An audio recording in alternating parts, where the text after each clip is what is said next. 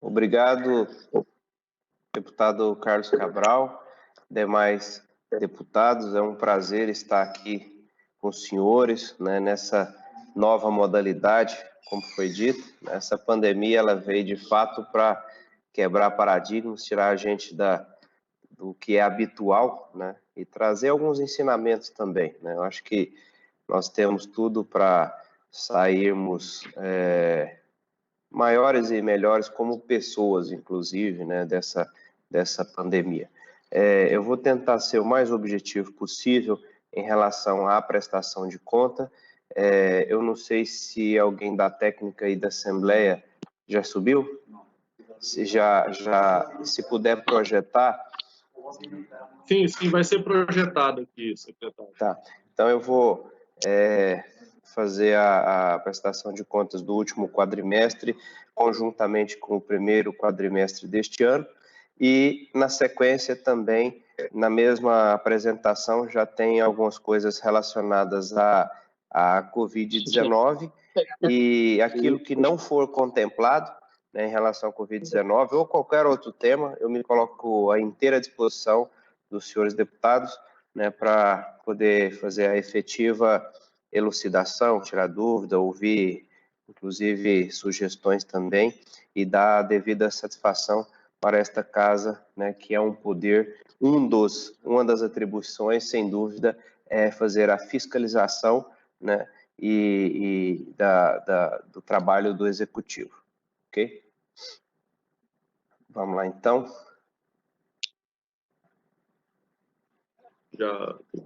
O Geda já vai colocar aí para nós. Tá, joia. Tem como... Deputado, se liberar para o Mauro, da nossa equipe aqui, se liberar para o Mauro Teobaldi, a nossa apresentação está melhor que essa aí, porque essa aí parece que foi uma xerox, né? Aí a gente consegue passar por aqui. É possível, só perguntar aqui a técnica, Geda Neto, é possível liberar o Mauro Teobaldi aí para ele fazer a apresentação? Só para ele subir o arquivo? A técnica aqui informou que não é possível, secretário, então teremos que trabalhar com essa tela mesmo. Tá. Esse primeiro é só falando da Lei Complementar 141 de 2012, né, no seu artigo 36, né, que cabe ao gestor SUS, né, prestar as informações adequadas, né, do quadrimestre anterior, relacionado ao montante e à fonte dos recursos aplicados no período, as auditorias que estão realizadas ou em fase de execução, né, e terceiro ponto, a oferta e a produção dos serviços, né, seja da rede contratada, seja da rede conveniada. Próximo.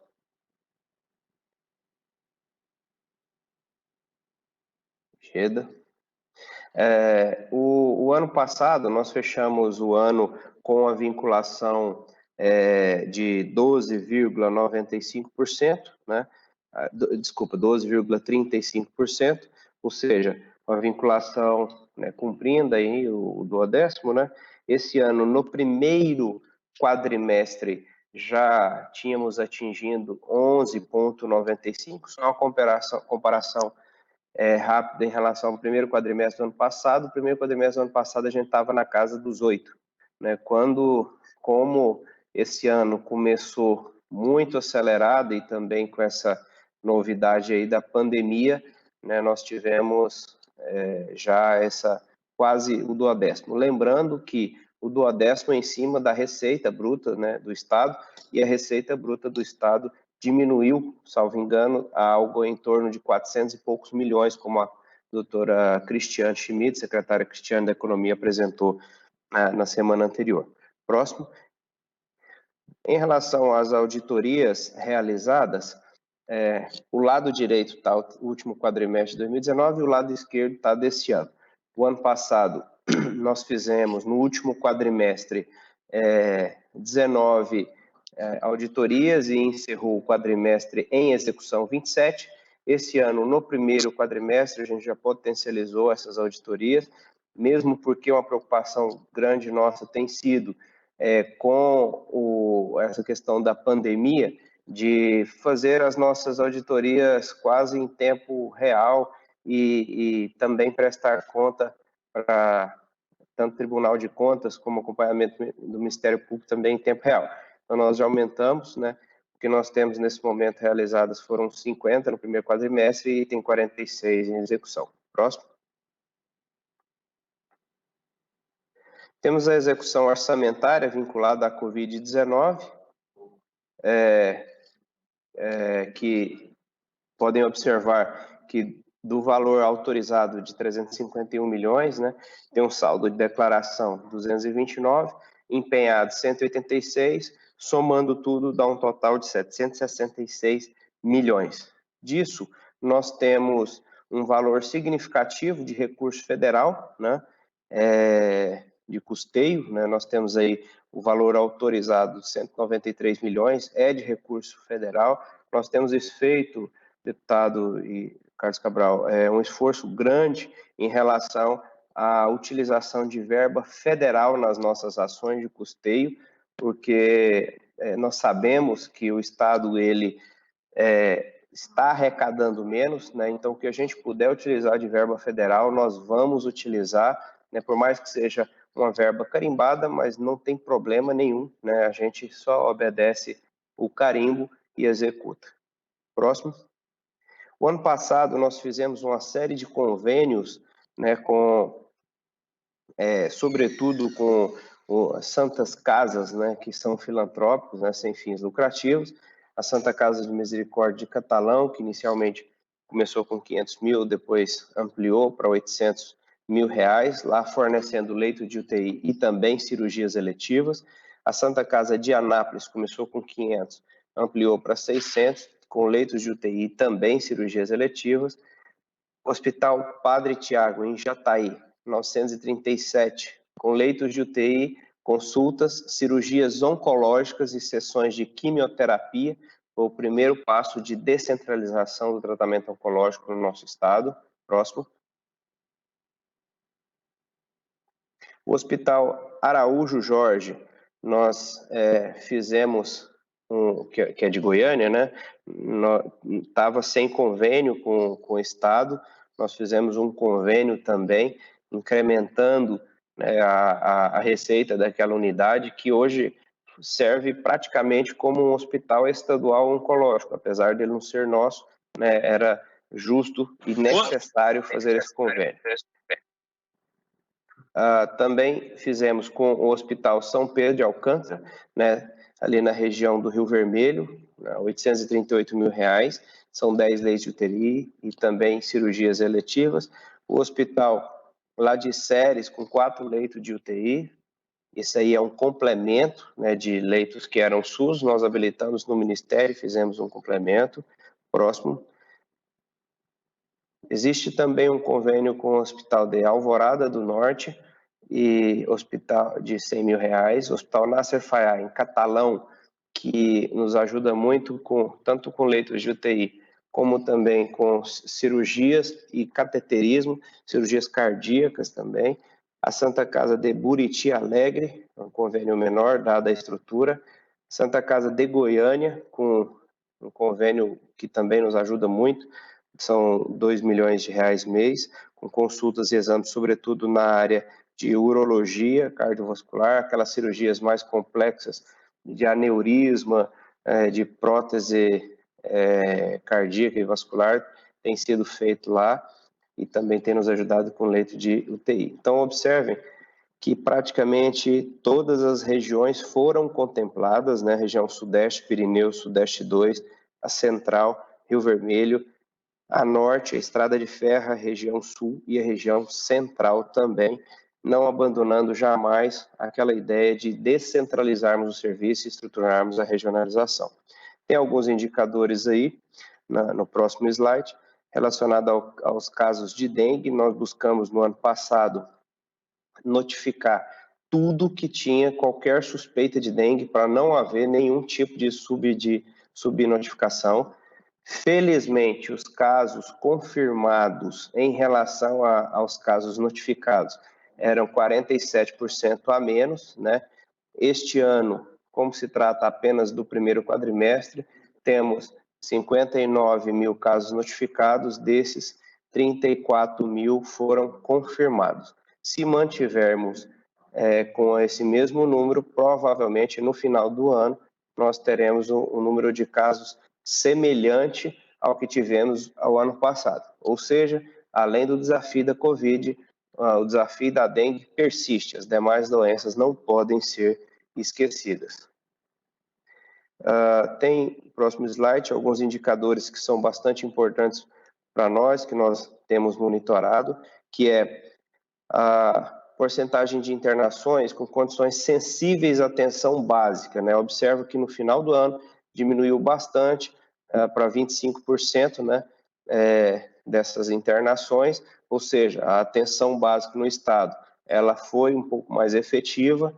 A taxa de mortalidade infantil, que no início do ano passado foi uma taxa acima do que nós idealizamos, o primeiro quadrimestre deste ano está em torno de 10%, né? Nós queremos manter abaixo de 12%, então, por enquanto, está mantendo uma taxa de mortalidade infantil por cada 1.000 nascidos vivos dentro da meta. A cobertura de atenção primária,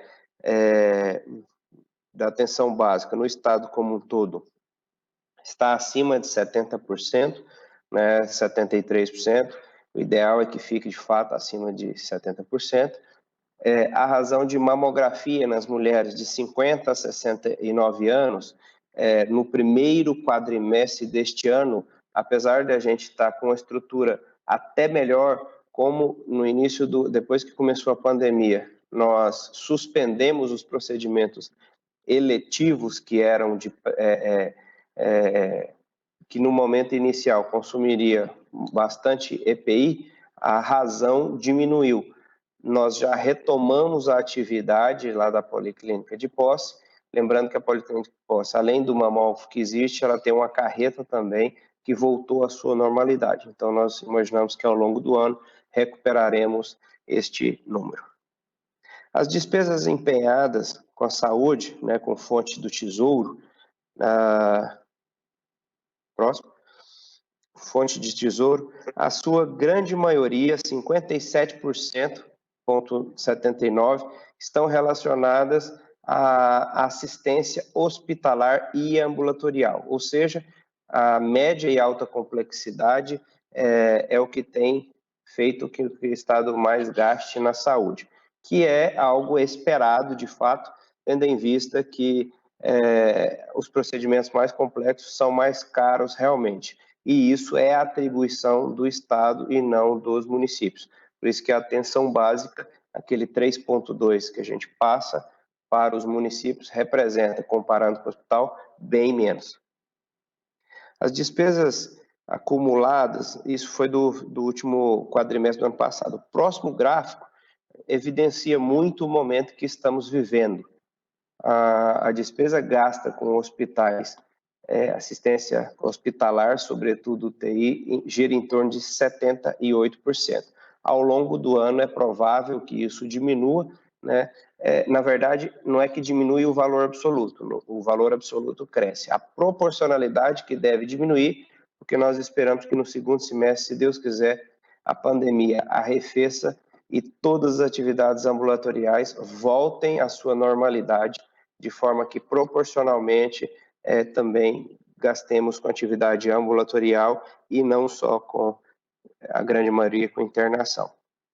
Em relação às metas de produção, o ano passado, no próximo slide, as internações hospitalares, comparando o último quadrimestre de 2000, esse primeiro aí, o último quadrimestre, o gráfico da esquerda, a barra do meio, o último quadrimestre de 2019, comparando com o último quadrimestre de 2018, tivemos um acréscimo de 7.439 internações para 10.372, e o primeiro quadrimestre desse ano, estamos na casa de 10.213, mas com um perfil um pouco diferente. Se formos comparar com cirurgias eletivas, 2019, relacionado ao mesmo período do ano anterior, também tivemos um acréscimo, está faltando a barrinha aí, mas eu tenho o número aqui. As cirurgias aumentaram, no ano todo foi um acréscimo de 7.600 cirurgias. O número do quadrimestre é muito próximo, mas no meio do ano tivemos um quantitativo muito significativo, de forma que o ano inteiro teve um acréscimo de 7.600. Daqui 3 slides vocês vão observar isso. E as consultas ambulatoriais, nós também tivemos um acréscimo de em torno de 15 mil consultas, considerando o quadrimestre do ano anterior com o mesmo período do ano de 2018. E no início do ano nós tivemos muitas consultas ambulatoriais, janeiro, fevereiro, aí a partir de março a gente diminuiu, senão esse número aí seria até maior, esse número de 84 mil consultas. Próximo. O repasse para o custeio dos contratos de gestão, essa mais clara, o mais da esquerda, a apresentação que eu tenho aqui ela é colorida, essa aí está no preto e branco, mas o que está mais à esquerda, 129 milhões, foi o que se gastou em 2018, né, o repasse mensal, a média do repasse mensal. Em 2019, nós conseguimos abaixar esses 129 milhões para 120 milhões, ou seja, 9 milhões e 800 aí, praticamente, quase 10 milhões de diferença por mês em relação ao mesmo período do ano anterior. Então, ao longo do ano dá uma economia de 120 milhões, ou seja, é quase um mês inteiro. E este ano, nós, em relação ao ano passado, nós estamos a uma média de 3 milhões mais caro, tendo em vista que nós ampliamos leito em várias estruturas, mais à frente vocês vão observar esta ampliação. Próximo. Em relação aos contratos de gestão com organizações sociais relacionadas à Covid, aqui segue por hospital o custo mensal estimado, né, de Goiânia, Lusiânia, Formosa, Águas Lindas, São Luís de Montes Belos e Tumbiara. Aqui cabe uma explicação sobre a memória de cálculo e sobre a metodologia de repasse também. A memória de cálculo, tendo em vista que todos esses contratos foram emergenciais, ela se deu da seguinte forma: nós olhamos para os nossos hospitais que tivessem uma característica de atendimento a doenças infecciosas. O único hospital que tem essa característica é o HDT, Hospital de Doenças Tropicais. Então, nós pegamos o valor do contrato do HDT, dividido pelo número de leitos do HDT, chegamos numa constante, numa per capita. Essa per capita, ela é multiplicada, essa constante, pelo número de leitos que existirá em qualquer HCamp nosso. Aí dá o valor do contrato. Por exemplo, o de Goiânia foi o primeiro que iniciou. Então, tem esse valor aí de 9.626. No caso ele tem 210 leitos. O HDT é um valor inferior a isso, porque o HDT tem na faixa de 119 leitos. Então, dividido o valor do contrato HDT pelo número 119, se obtém uma constante. Essa constante multiplica por 210, obtém-se o valor de 9.626. Isso é considerando o número total de leitos. No primeiro mês, no segundo e no terceiro, certamente não tem a ocupação de 100%. Então, essa ocupação sobra dinheiro. Se hoje o HCamp fechasse, hoje, passasse a régua nas contas, nós teríamos em caixa para a organização devolver para a gente, e isso está depositado no caixa, algo em torno de 17 milhões. Então, por mais que se estima com o hospital cheio, obviamente, se gastando menos, esse dinheiro ele será devolvido ao Estado, né, com a devida... Saiu a apresentação. Ele trocou? Beleza. Obrigado, Gueda. Slide 16. Pode passar.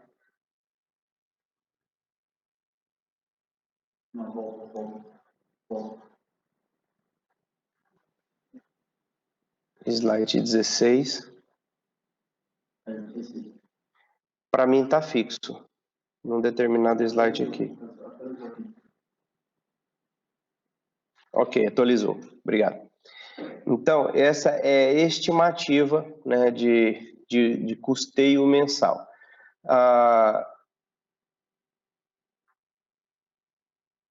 Tá apagando, saindo da tela. Então, nós temos aí 6 hospitais que nos ajudarão a combate a Covid-19, né, totalizando esses valores. Então, esses valores, como é contrato de gestão, não é contrato de prestação de serviço, ele é repassado o mês no início do mês, porque trata-se de fomento, não é serviço prestado, não é contra apresentação de nota fiscal. Então, você passa o valor cheio, ele é gasto ao longo do mês, no final do mês faz o encontro de contas. E a gente vai fazendo isso no final desse contrato, sobrou dinheiro, devolve o dinheiro para a gente, né? Agora, o que nós temos observado? E começou a aparecer isso de forma muito contundente neste momento.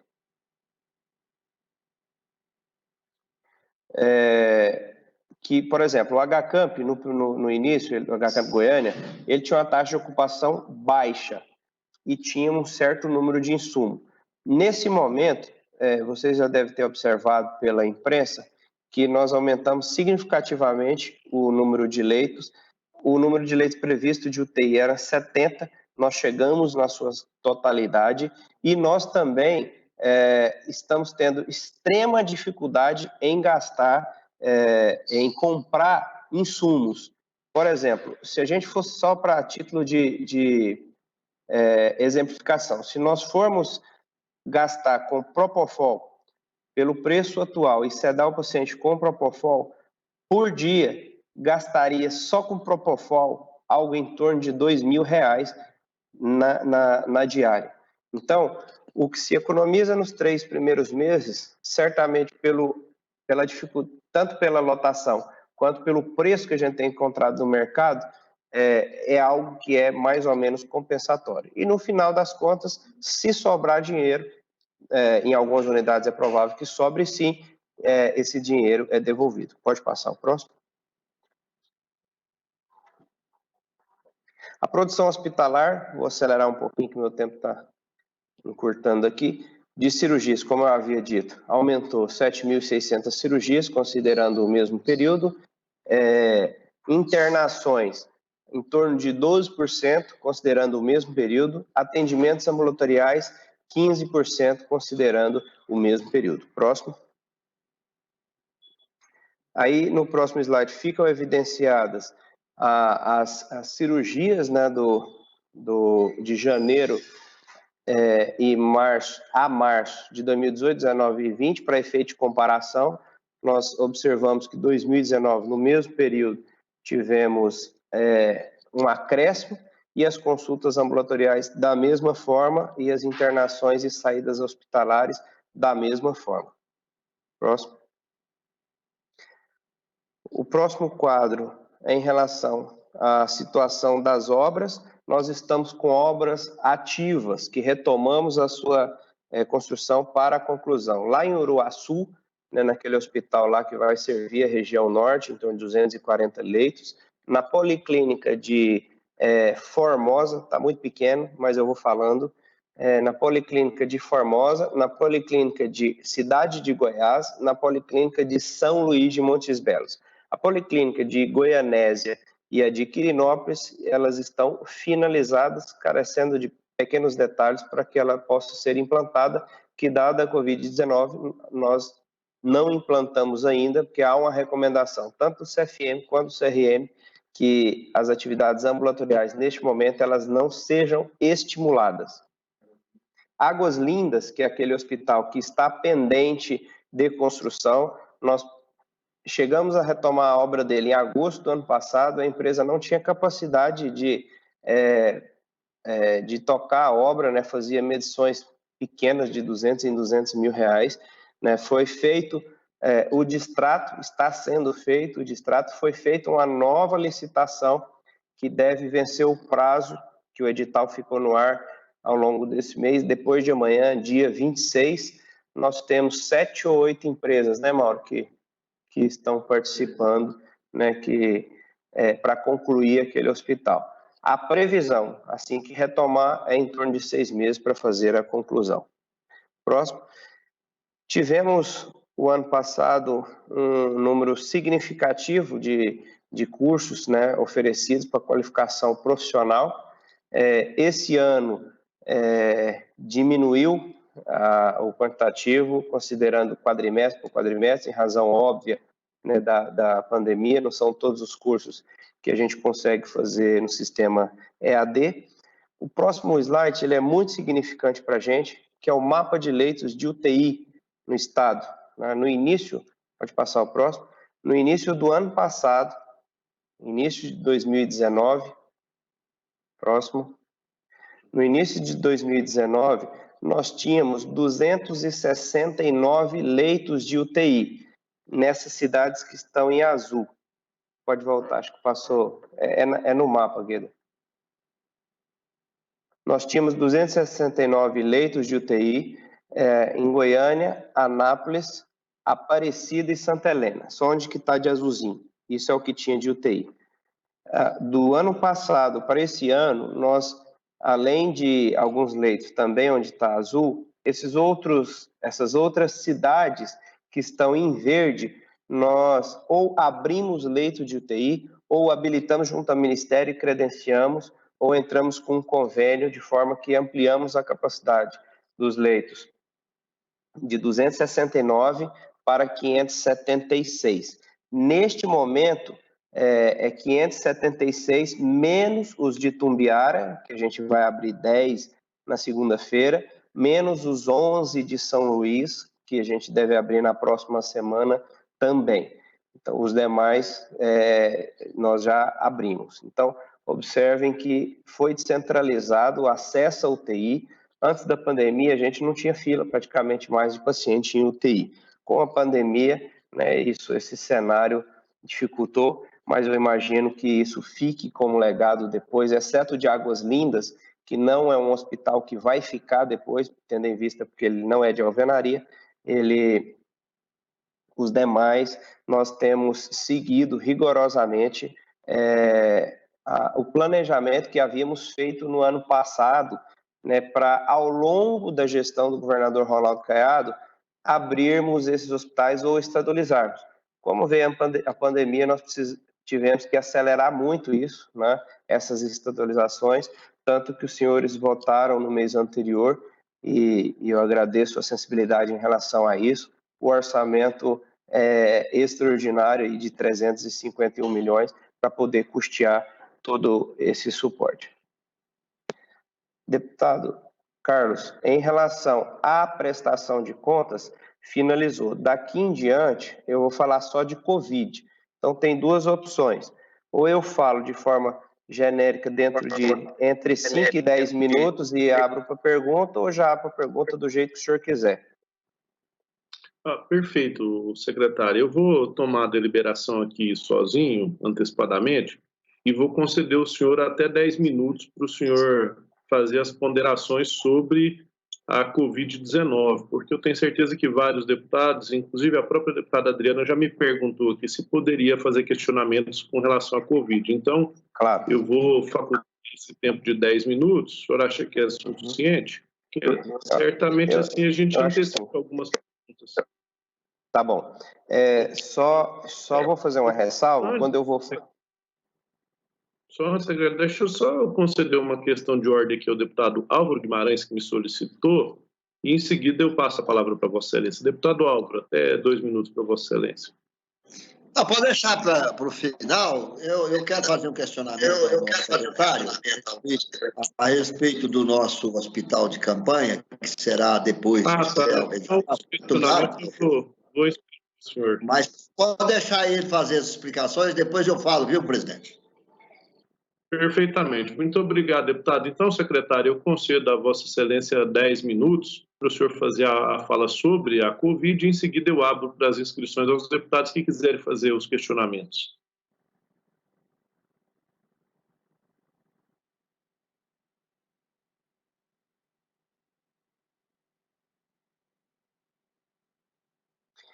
Em relação à Covid-19, temos alguns números e indicadores.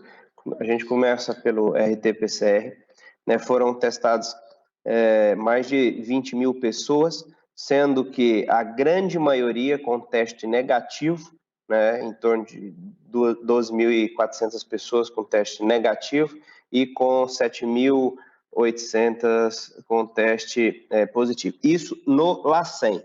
O número que a gente considera LACEN, considera hospitais, considera municípios, considera também o privado, por isso que o número é bem maior. Em relação aos testes rápidos, nós recebemos do Ministério da Saúde 225 mil testes. Lá no início da pandemia, nós havíamos até planejado fazer a aquisição de testes, o planejamento inicial era de 300 mil testes. Chegamos a lançar no mercado quando íamos checar as documentações ou das empresas participantes, ou fazer a contraprova no LACEN, né, não dava para prosseguir. Então, por 2 tentativas, nós fizemos e recuamos. Quando íamos fazer a terceira, o Ministério da Saúde nos informou que ele iria comprar um quantitativo muito significativo de testes, da ordem de 22 milhões de testes para o Brasil, ou seja, praticamente 12% da população. Então, de forma per capita, o estado de Goiás também receberia isso. Então, nós deveremos receber mais de 700 mil testes, então não tem processo de compra vigente para teste rápido na secretaria hoje, tendo em vista que o Ministério nos informou e está nos enviando. Nós recebemos 225 mil testes, distribuímos em todas as regiões de saúde, para todos os municípios, os 246, para fazer inquérito sorológico, além de todos os profissionais da saúde, seja estadual, seja municipal, e todos os profissionais de segurança pública do Estado também. São 26 mil profissionais de segurança pública em todos os municípios e distritos. Então, esses testes rápidos nós utilizamos mais com a finalidade de inquérito sorológico, ou seja, um panorama geral. Ele não tem muita usabilidade para internar paciente, o RT-PCR que tem associado aos sintomas. Então, está aí a distribuição que foi feita. Nós temos a listagem de todos os municípios, né, para poder...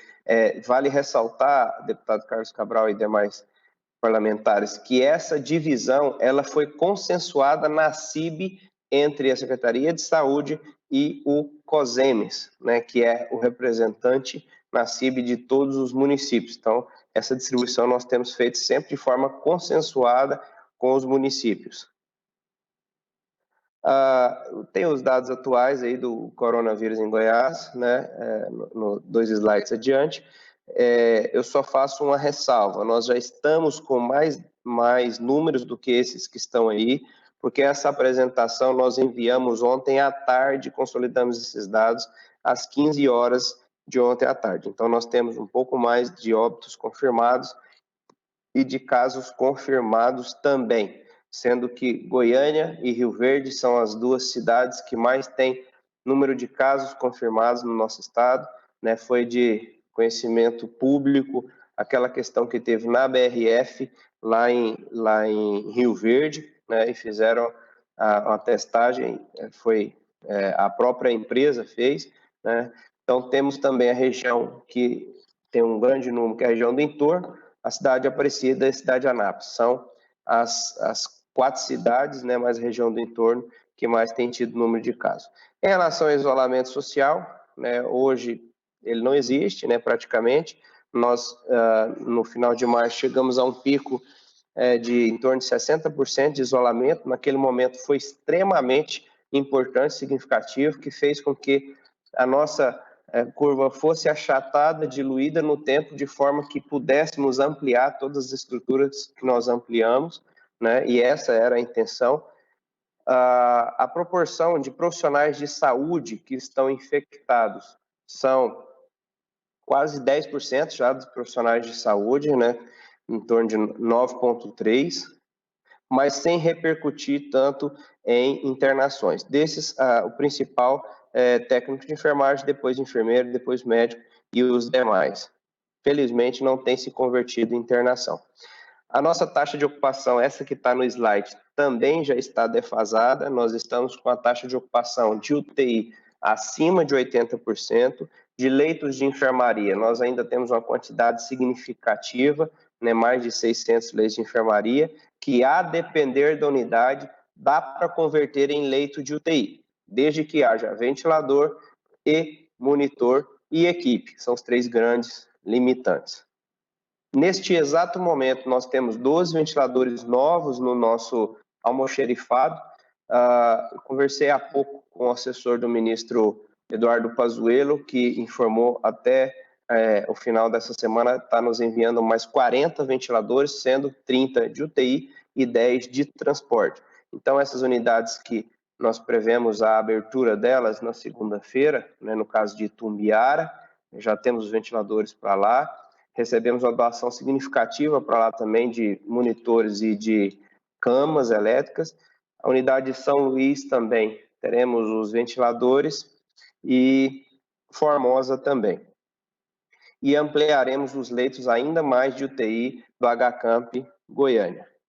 As internações, tem o gráfico aí, pode passar esse aí, tem subido de forma significativa. O outro tem o quantitativo do total de leitos de UTI. Nós temos acompanhado também os leitos do setor privado, né? Quase todos os dias eu falo com o presidente da PASEG. Os próximos slides eu vou pular, mas está à disposição de todos os parlamentares, que são as ações realizadas, né, pelo governo, pela Secretaria de Saúde, desde o dia 13 de março, né, de forma cronológica, e tudo que foi feito, de decreto, de portaria, de nota técnica, sempre embasado pelo COI, né, que é o Centro de Operações de Emergência em Saúde Pública, que tem as seguintes representatividades: o Ministério Público do Estado, o COSEMES, a Prefeitura de Goiânia, o nível federal, o Ministério da Saúde, CREMEGO, COREM, né, a SES, que é a coordenadora, a Infraero, né, o Instituto de Patologia Tropical e Saúde Pública, a Universidade Federal de Goiás.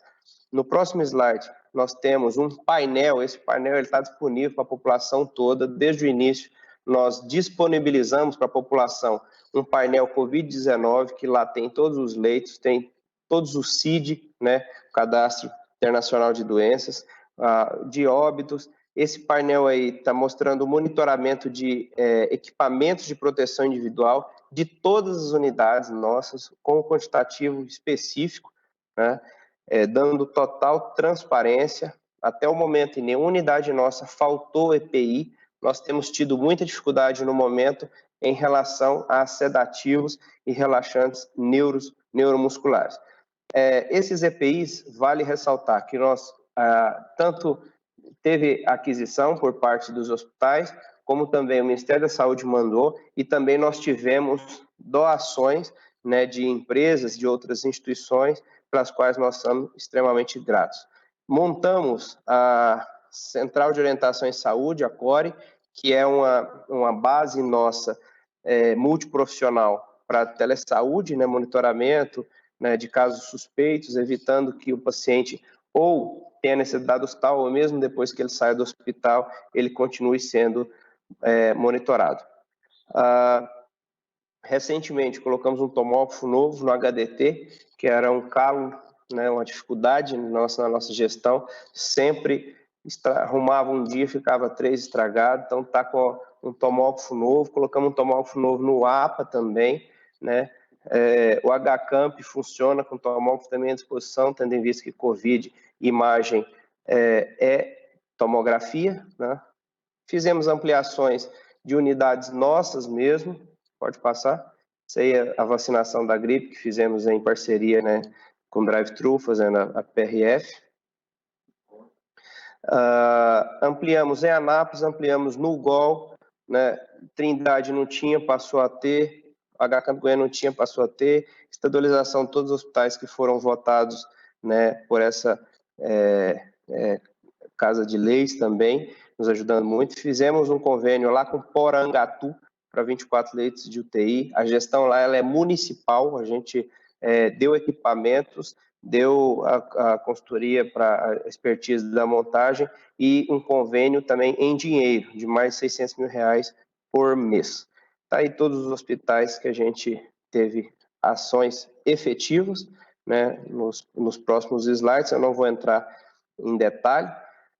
Tivemos parceria com Todos pela Saúde, que é um projeto capitaneado aí pelo Banco Itaú, né, com fornecimento de EPIs também, com a Comunitas. Fizemos uma parceria com a Secretaria do Turismo, né, a Goiás Turismo, para que pudesse fornecer quartos de hotel para os profissionais que estão trabalhando nos H-Camps, sempre embasando nos estudos das universidades também. Fizemos uma série de treinamentos e capacitação, né, em todas as esferas, tanto nos hospitais quanto unidades de pronto atendimento.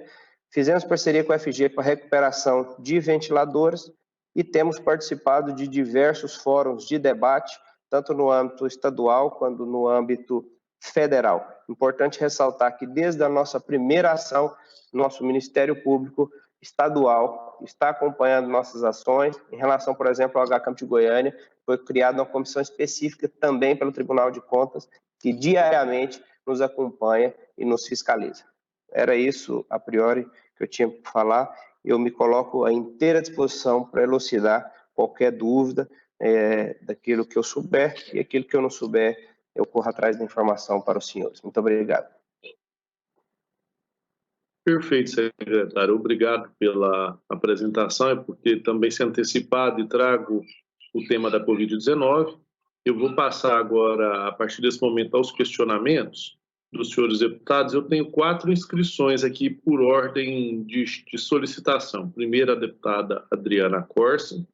Segundo, o deputado Amaury Ribeiro. Terceiro, o deputado Hélio de Souza. E, por fim, o deputado Álvaro Guimarães. Eu vou atendendo as de 2 a 2, secretário, e o senhor vai fazendo as respostas por blocos de 2, perfeitamente? Os demais deputados, então, que quiserem utilizar da palavra, eu solicito que façam a solicitação pelo chat, informem aqui o chat que eu vou fazendo a inscrição dos senhores. Então, com a palavra, por até 2 minutos, a deputada Adriana Corsa para o seu questionamento. Boa tarde, colegas deputados. Boa tarde ao nosso secretário. Quero começar parabenizando pelo trabalho. Tenho como um secretário competente, operoso, dedicado. Obrigada por estar aqui. Primeiro, eu gostaria de falar, os colegas aqui são testemunhas da minha preocupação sobre a questão dos testes. Fiz, inclusive, repetidos requerimentos. Quero parabenizar e dizer que estou feliz em saber da testagem dos trabalhadores da segurança e da saúde. Mas gostaria que a gente se empenhasse, senhor secretário, para deixar essa estatística de ser o estado que menos testa. Acho que é uma preocupação que a gente tem que ter. Estou vendo que o senhor está esforçando nesse sentido, mas quero deixar aqui, né, a minha preocupação, porque eu acredito que a testagem ela é imprescindível para a gente saber elaborar as políticas públicas e proteger a vida das pessoas. Mas eu quero perguntar para o senhor sobre a matéria que saiu hoje, sobre os medicamentos que são necessários para as pessoas que estão internadas, né? Saiu a matéria dizendo que os médicos estão tendo que escolher outras formas, medicamentos alternativos. Isso pode estar causando intercorrências desagradáveis, como aumento do período de internação. Então, gostaria de saber sobre isso e gostaria de saber se o senhor entende que com essa reabertura do comércio na capital Goiânia, cujo exemplo está sendo seguido por uma grande parte de cidades do estado, que ainda não haviam aberto os comércios, o senhor acha que essa quantidade de leitos de UTI é suficiente? Estou vendo que o senhor está se esforçando para abrir mais leitos, mas entendo que o número de leitos da capital é ínfimo em relação à necessidade, são 1.500.000 habitantes, né? Então, pela proporção...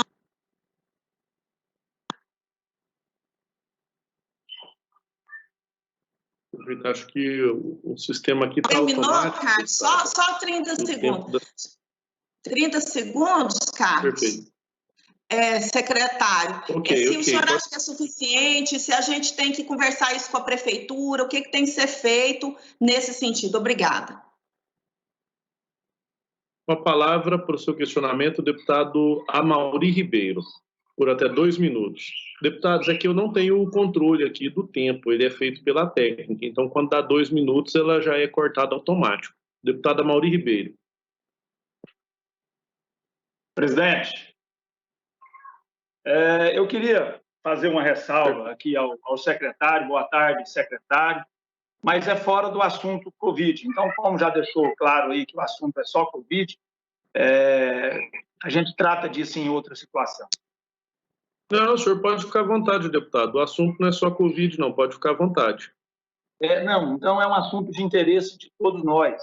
Eu até estive na secretaria hoje, eu estou sendo procurado por alguns prefeitos, e já falei isso com o secretário, eu acho importante que ele traga isso até a casa, onde os prefeitos puseram emendas para cirurgia de cataratas, e quando vão até a secretaria, o pessoal que trata sobre essas situações, lá responsáveis por essas situações, informam aos prefeitos, secretários e consultorias que essas emendas não podem pagar aí a mão de obra, o médico. E então, uma grande parte dessa emenda terá que ser dada como contrapartida do município.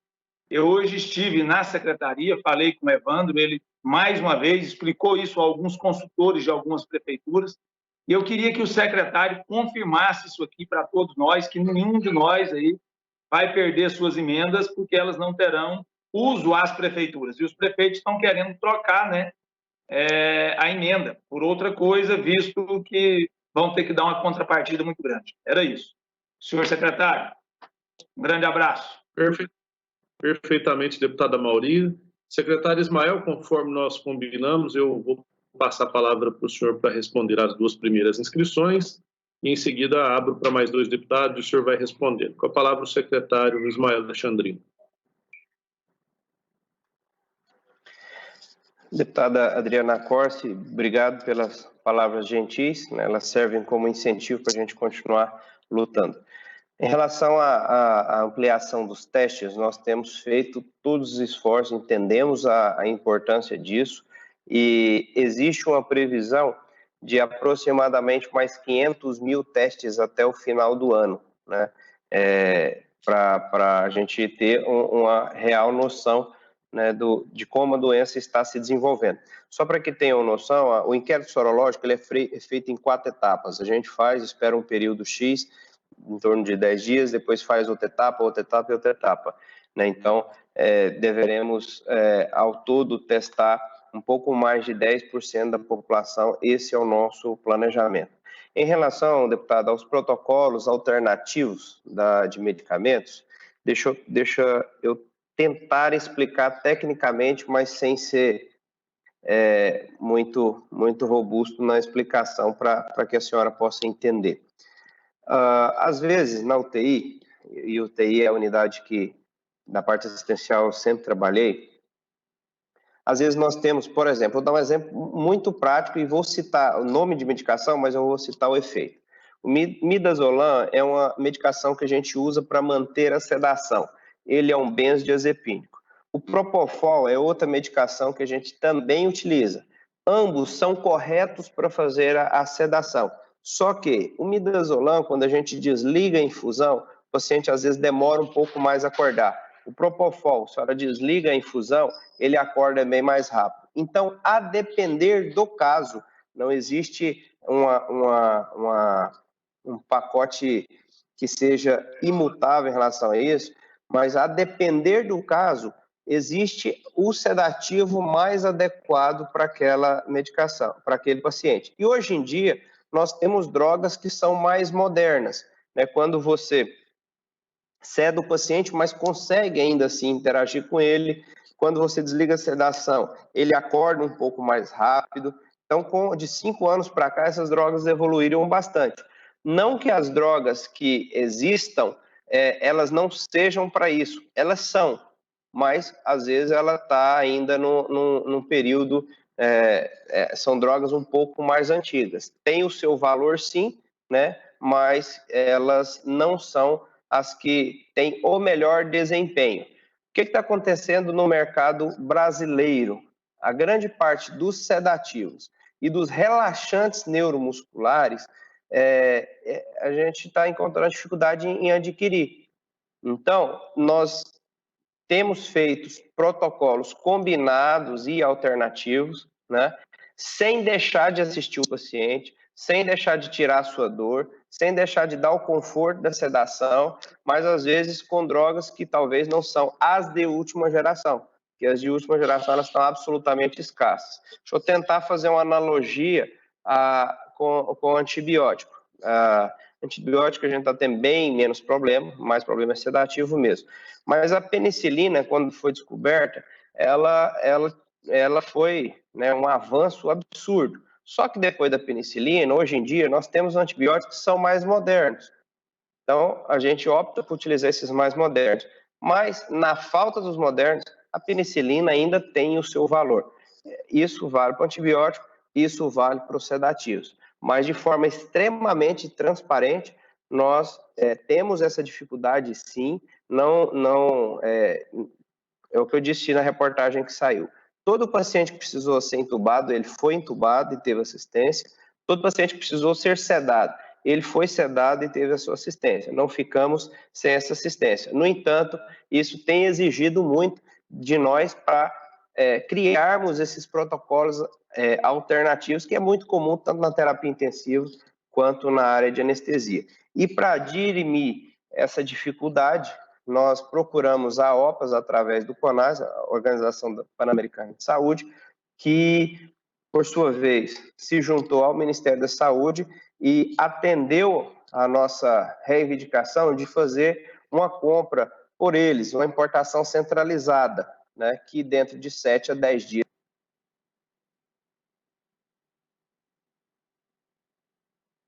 Eu vou solicitar para liberar o som para o secretário, para ele concluir a resposta da Adriana e responder o deputado Amaury.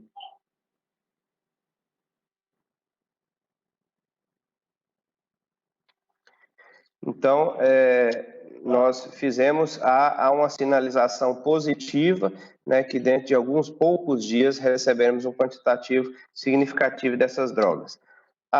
Em relação à reabertura, né, do comércio, é fato que uma movimentação aumentada nas ruas, ela aumenta de forma significativamente a transmissão da doença. E essa transmissão nós estamos de olho naquilo que vai converter em internação ou não converter. Mas certamente essa abertura, ela cria uma pressão maior no sistema de saúde. Isso é inegável. E eu disse também na entrevista que nos próximos 30 dias, nós já começamos esses 30 dias, nós teremos certamente uma pressão absurda em cima do sistema de saúde pública e privado também. O deputado Amaury, ele perguntou sobre a questão das emendas, né, relacionadas à catarata. Não pode utilizar o valor da emenda para pagar o profissional isoladamente, que seria um grupo de natureza de despesa número 1, certo?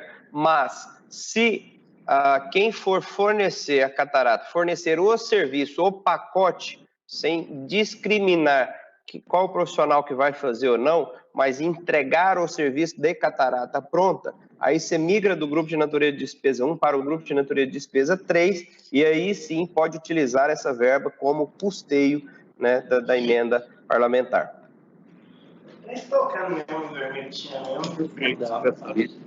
Eu vou passar agora para o deputado Hélio Alvo, pela ordem de inscrição, secretário. Eu vou só consignar aqui com Vossa Excelência, e o tempo de resposta também está sendo marcado pela técnica, em razão de que essa audiência ela não pode extrapolar o horário do plenário, porque nós precisamos do mesmo sistema para abrir a sessão do plenário, que é regimental às 15 horas. Então, nós teremos que ser um pouco mais disciplinados aqui com o tempo, e eu agradeço Vossa Excelência pela compreensão. Com a palavra para o seu questionamento, o deputado Hélio de Souza. Muito obrigado, senhor presidente. Primeiro, eu quero cumprimentar e parabenizar o nosso secretário de Estado de Saúde, doutor Ismael, e a exemplo da deputada Adriana, nós entendemos que o senhor tem sido competente para gerir a pasta nesse momento tão difícil. Mas eu gostaria de levantar alguma situação que necessariamente também faz parte do cotidiano e repercute na vida da população goiana. Primeiro, o ano passado nós aprovamos uma emenda constitucional em que obriga o Estado a cumprir o 12º com os repasses constitucionais, saúde, educação e os demais repasses. Eu gostaria de saber, a primeira pergunta, se a educação, a saúde está recebendo o seu 12º de acordo com aquilo que está previsto no orçamento. Segundo lugar, eu gostaria também de saber se o senhor tem conhecimento de um requerimento nosso em que nós pedimos ao governo do Estado para que se pense numa pensão de mercê aos profissionais de saúde em todos os níveis que foram vítimas fatais durante o exercício do trabalho, da necessidade, então, de que eles pudessem ter esse apoio para resguardar as suas famílias. E, caso positivo, se o senhor tem noção, se há algum entendimento para viabilizar, então, que essas famílias sejam, então, contempladas com essa pensão de mercê. A terceira questão, ela diz respeito à cidade de Buriti Alegre, minha terra natal, que hoje, exatamente, 24 de junho, completa 93 anos. Nós temos aí, ao longo dos últimos anos, convênios com a Secretaria de Estado de Saúde. Os últimos convênios foi de autoria de emendas parlamentares minha. Esse ano, além da minha emenda, tem o deputado Álvaro Guimarães e o deputado Jurupina. E até agora, me parece que não foi contemplado esse convênio. E isso praticamente inviabiliza o único hospital da cidade de Buriti Alegre. Eu estou pedindo, senhor, um presente, então, para o aniversário da cidade de Buriti Alegre. Pense nisso, porque realmente é muito difícil. A Santa Casa não tem um movimento particular de sociedade.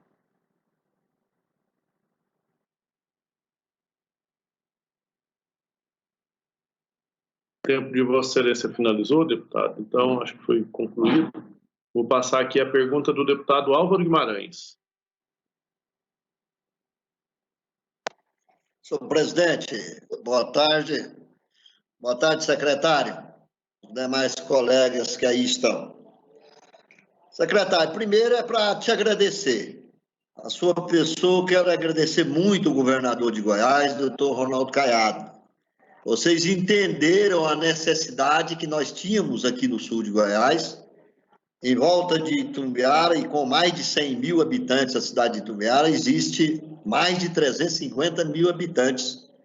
E nós passamos por vários anos aqui sem UTIs, né? As ambulâncias que transportavam os pacientes daqui para Santa Helena também. E vocês, num gesto humanitário, aceitou a nossa reivindicação, buscando de volta o Hospital São Marcos para a administração estadual. E agora era para ser, a princípio, um hospital regional, para ser entregue em outubro, mas vocês anteciparam a pedido nosso que ele fosse usado agora como hospital de campanha.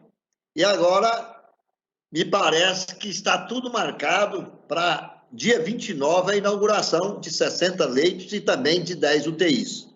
Queria que o senhor confirmasse isso, agradecendo o senhor mais uma vez, a sua equipe, e saber se o nosso governador estará com o senhor, juntamente conosco, aqui nessa inauguração no dia 29.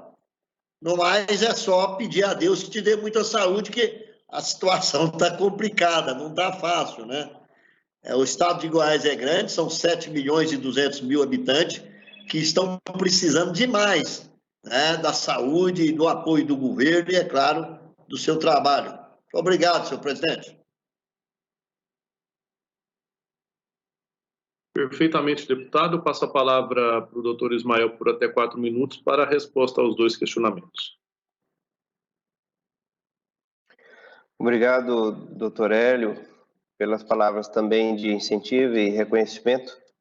O senhor que passou por essa cadeira aqui, o senhor sabe o quão dura ela é, e nesse momento de pandemia, o senhor não passou, mas o senhor pode imaginar. Então, obrigado pelo apoio do senhor e pelos conselhos também, né, que às vezes a gente troca. Em relação ao 12º, o ano passado nós fechamos com 12,35, portanto, cumprido, Esse ano nós estamos também, o primeiro quadrimestre fechou com quase 12, 11 alguma coisa, mas nós já encaixamos no 12 agora, neste mês, de forma que tem sido repassado sim. Em relação ao requerimento que o senhor me perguntou da pensão aos profissionais que foram vítimas fatais, eu não conhecia esse requerimento, o Evandro está aqui na sala, eu vou pedir para que ele acesse esse requerimento, para eu ter conhecimento desse inteiro teor. Eu não consegui identificar na fala do senhor se seria uma pensão temporária ou se seria simplesmente um prêmio, mas eu vou tomar parte desse inteiro teor. Em relação à cidade de Buriti Alegre, o presente que o senhor pediu, eu acho que a gente vai analisar aqui financeiramente, né, da forma que der. Não estou prometendo para o senhor que se repita, né, mas o que puder para fazer, a gente vai fazer. Santas Casas é algo que tem grande importância para nós. Deputado Álvaro, em relação ao Hospital São Marcos, o senhor sabe da nossa luta desde o início do ano passado, né? E confirmou? Ele fica para o ano? Deputado Dr. Hélio, faço uma ressalva. Em relação a Buriti Alegre, que o processo estava parado, andou e finalizou. Então, ao longo desse ano, o convênio está ativo, tá? De R$50 mil mês. Em relação ao deputado Álvaro, o dia 29, segunda-feira, deputado, está confirmado a abertura do Hospital São Marcos, tá? Como o senhor mesmo disse, ele abriria como regional só em outubro, porque o terceiro e o quarto andar precisam de uma reforma ampla, né, segundo o nosso Corpo de Bombeiros. O hospital estava parado há muito tempo, mas os 2 primeiros andares já fizemos a manutenção adequada. Hoje está saindo um caminhão para lá com alguns ventiladores. Ele vai abrir inicialmente com 10 leitos de UTI e 50 leitos de enfermaria. E a sua totalidade, quando tiver reformado o terceiro e quarto andar, sobe para 200 leitos. É um hospital que ele será regional, terá as especialidades, quando estiver regional, de gineco e obstetrícia, de clínica médica, de cirurgia geral, né, de pediatria, de cardiologia, fazendo hemodinâmica, tratamento, né, de infarto também. Há o planejamento de ser oncologia descentralizada para não sobrecarregar o Araújo Jorge, e também daquelas especialidades que são de apoio, como nefrologia, endocrinologia, infecto e tudo mais, ok? Então está confirmado. Estou aguardando aqui o cerimonial do governador. É provável que ele esteja presente também na manhã de segunda-feira para essa inauguração. Perfeito, secretário. Com a palavra o deputado Rubens Marques, na ordem da inscrição. Boa tarde, presidente. Boa tarde, novos colegas deputados. Boa tarde, secretário. Primeiramente, parabenizar você pelo seu belíssimo trabalho que tem feito frente à Secretaria da Saúde e também no combate agora ao Corona-19. Presidente, era a minha pergunta até que eu iria fazer, já fiquei satisfeito com a resposta que o senhor deu, sobre a distribuição dos testes nos interiores, nas cidades pequenas, porque a gente está vendo que está lastrando muito nos interiores, na cidade pequena. Aqui na minha cidade mesmo, perto da minha cidade, lá, Nicuns, Americano, Santa Bárbara, já tem muitos casos. E as pessoas estavam atrás para fazer o teste e não estavam encontrando. Mas eu gostaria de saber do senhor qual que é a posição da Secretaria nesse sentido. E, mais uma vez, parabéns pelo seu trabalho aí frente à Secretaria. Só isso mesmo, senhor presidente. Muito obrigado.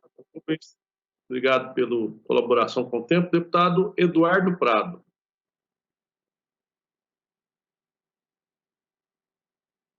Senhor presidente, caros colegas, eu queria, primeiramente, parabenizar a Vossa Excelência pela condução dos trabalhos, agradecer a presença do Dr. Ismael. O Ismael é um grande amigo, referência na saúde, não em Goiás, mas no Brasil, né? Tanto é que foi cogitado, inclusive, para ser ministro da Saúde, para quem não sabe, da sua competência. Então, eu tenho certeza que nós estamos bem, deputado Rubens, nós estamos bem geridos, né, na área da saúde. Segundo ponto, agradecer o nosso secretário e, ao mesmo tempo, solicitar para ver, nós fizemos um requerimento, doutor Ismael, em relação aos testes aos agentes de segurança pública, que estão diretamente ligados, e ao sócio educativo. Houve hoje uma matéria no Jornal Popular dos testes em relação às pessoas da segurança pública. Peço a Vossa Excelência para analisar, ao mesmo tempo, dar uma atenção ao pessoal do sócio educativo, né, que toma conta dos adolescentes infratores, até porque eles não fazem parte da segurança pública.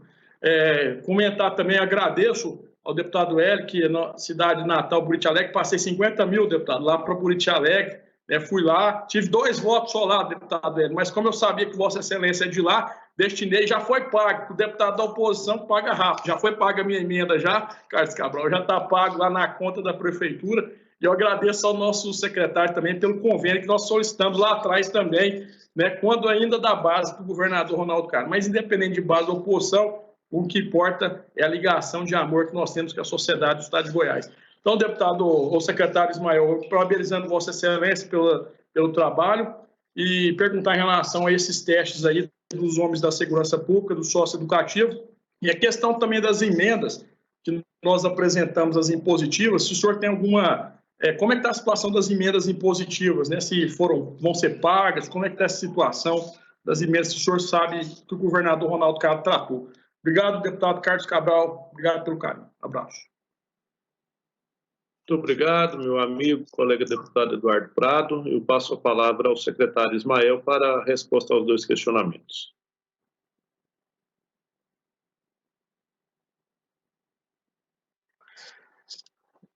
Obrigado, deputado Rubem Marques, pelas palavras elogiosas e pelo apoio. Deputado, em relação aos testes para a Covid, eu acho que até para facilitar o trabalho dos senhores, eu vou pedir ao Mauro para que me repasse a lista de toda a distribuição de todos os municípios. Eu vou passar uma cópia para o deputado Carlos Cabral, que aí ele pode passar uma cópia para todos os senhores. Eu acho que facilita, né, o trabalho. Lembrando que já tiveram 2 repasses significativos também do Ministério da Saúde para os municípios. Então, o município também, caso queira, ele pode fazer a aquisição de teste independente da secretaria. Nós tivemos 3 repasses do Ministério da Saúde. O primeiro deles, da ordem de 13 milhões, quase 14, esse veio para o Estado.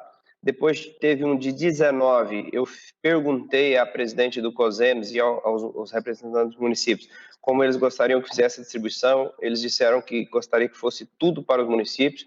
Desta forma eu fiz. Então, os 19 milhões foram para os municípios. E num terceiro repasse do Ministério da Saúde, de um pedido que nós fizemos lá, o Ministério passou 13 para os municípios e 13 milhões para o Estado e 105 milhões para os municípios. Então, também tem verba aí. E nós distribuímos também muitos EPIs para os municípios.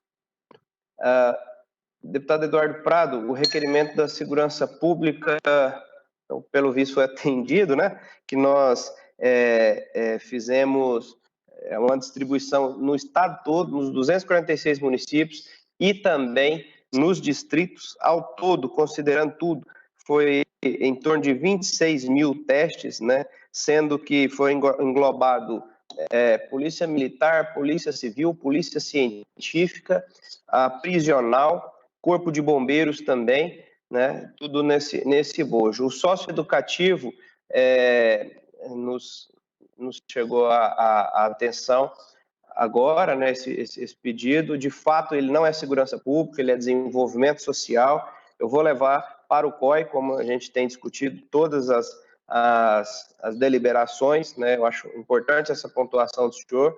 Agradeço muito as palavras de deferência do senhor em relação ao nosso trabalho, e eu reparto essas palavras com a minha equipe, deputado, e com o apoio dos senhores também, porque eu sozinho não faço absolutamente nada. Eu tenho uma equipe na saúde que realmente carrega o piano, e os senhores têm sido muito sensíveis às causas da saúde, pelo que eu já agradeço. Em relação às emendas impositivas, esse ano há um total de 125 milhões, né? Nós já processamos, do ponto de vista de empenho, 37% desse montante, dá em torno de 47 milhões de reais. Tem muitos prefeitos que não nos enviaram documentação adequada ainda, nós precisamos que os parlamentares conversem com suas bases municipais, peçam para nos enviar. Tudo que chegar aqui na Secretaria de Saúde, nós vamos processar e vamos fazer o empenho dessas emendas. Em relação à liquidação e pagamento, a gente depende, obviamente, de um posicionamento da economia. Nós sabemos que essa disponibilidade de verba, ela diminuiu no Estado, mas o que depender da gente, nós vamos correr atrás para pagarmos, assim como o fizemos no ano anterior.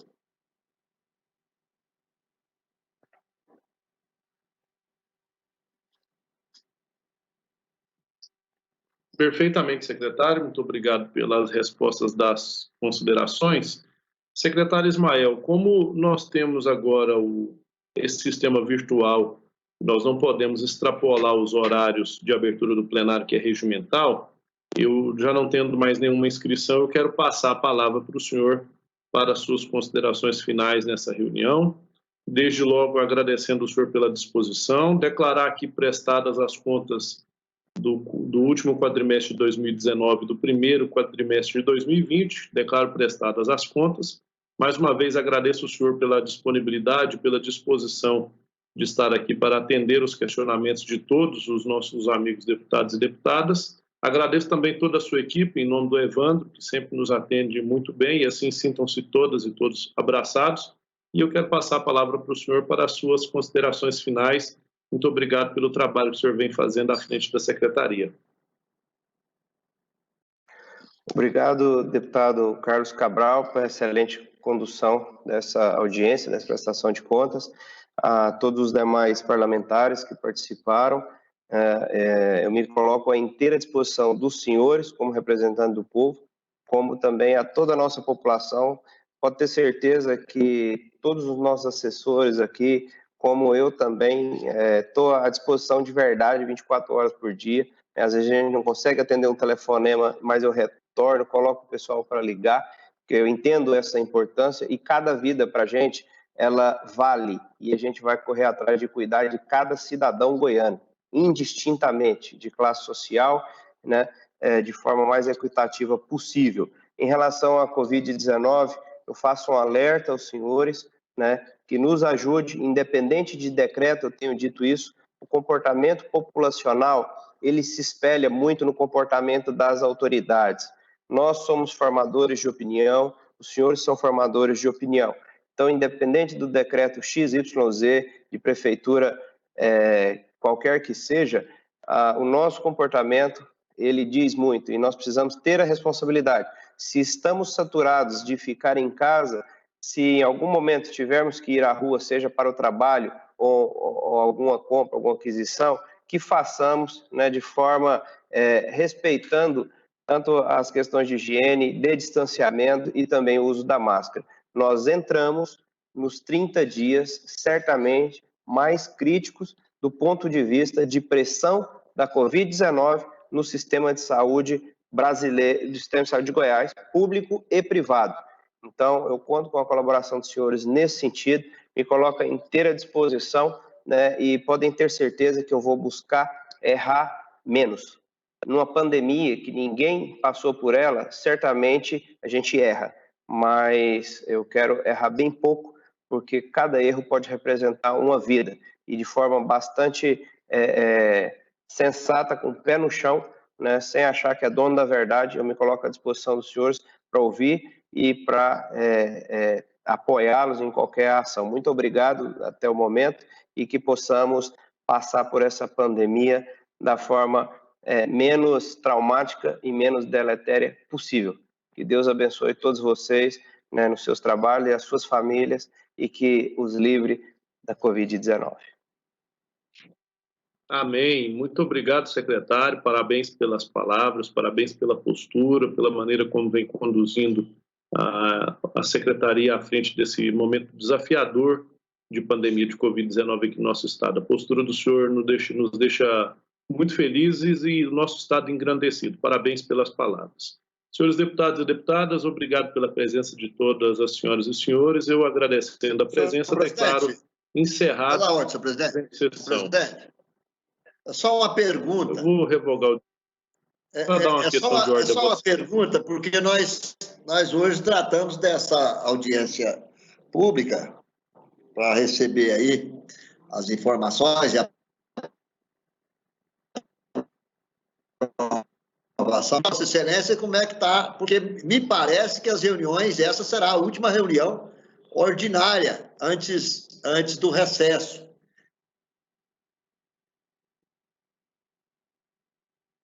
Deputado, então, eu estou aguardando um posicionamento. Eu estou aguardando um posicionamento oficial do presidente, tendo em vista a seguinte consideração: o nosso regimento, a nossa Constituição prevê que o recesso parlamentar só pode acontecer após a aprovação da LDO. E há quase um consenso na casa, até mesmo pela expansão dos casos de Covid, de que nós devamos manter o recesso para ajudar nessa questão do isolamento. Porém, como a lei diz que o recesso só pode acontecer após a votação da LDO, eu ainda não sei dizer a Vossa Excelência como nós nos daremos nessa situação, tendo em vista que a LDO não chegou na comissão até hoje. Ela deveria ter sido enviada em abril, de acordo com o calendário legal. Ela não chegou na comissão e eu estou esperando ainda uma posição oficial do presidente Lissauer Vieira para a gente saber como é que nós vamos nos comportar de acordo com essa situação, porque há uma imposição legal de que o recesso só possa acontecer após a votação da LDO. Mas, no entanto, nem chegar aqui na comissão para ser distribuída, ela não chegou ainda. Então, eu não tenho como dar essa resposta ainda para o senhor. Perfeito, deputado? Muito obrigado, presidente. Obrigado, senhor. Boa tarde, senhores deputados. Declaro encerrada a presente sessão.